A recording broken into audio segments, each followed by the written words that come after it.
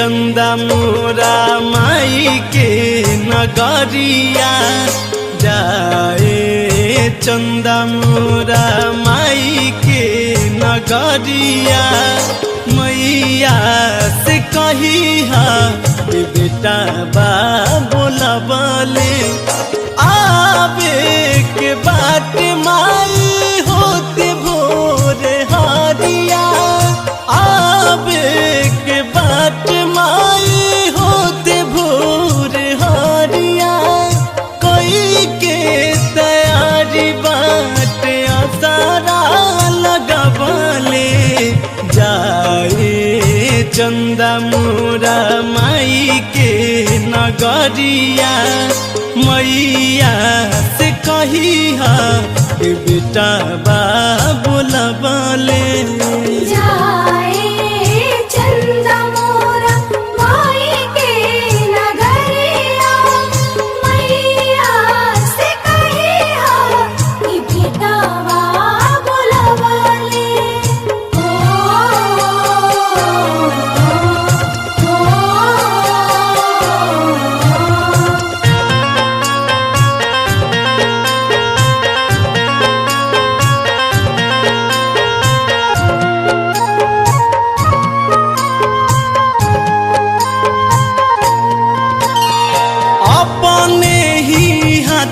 बानी कलसा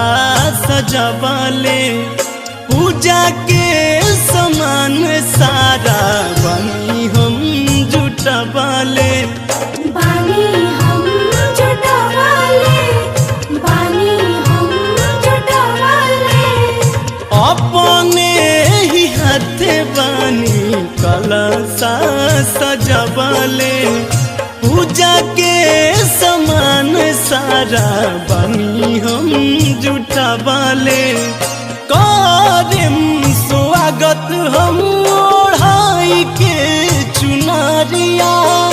करम स्वागत हम ओढ़ाई के चुनरिया बीच पंडाल बनिया सोनी बिछबले जाए चंदा मोरा माई के नगरिया मैया से कही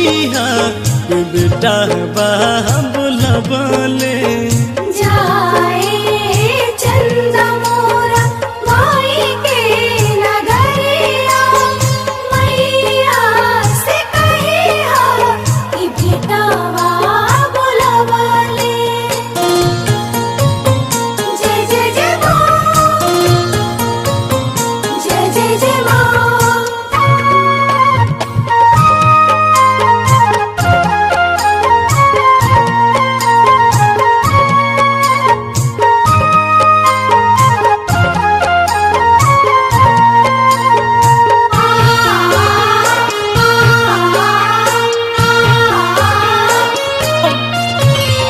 कवनो ना कमी होई शिवा सात कर में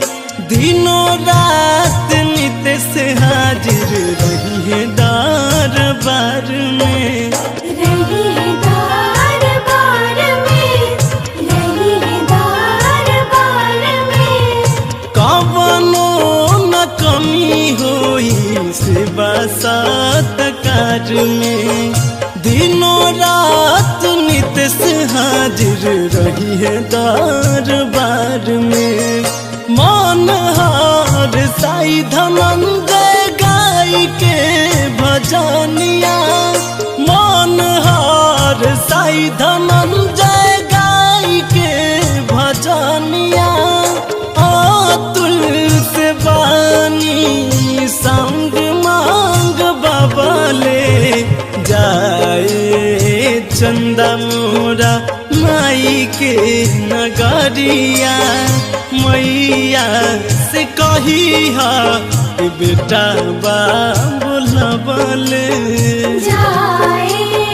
चंदा मोरा माई के नगरिया मैया से कही बेटा बा बोला बोले आवे के बाट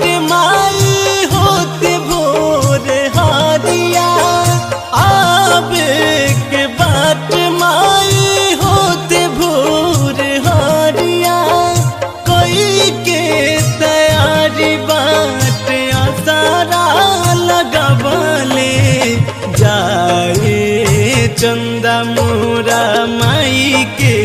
नगरिया मैया से कहिया बेटा बा बोलबले जाए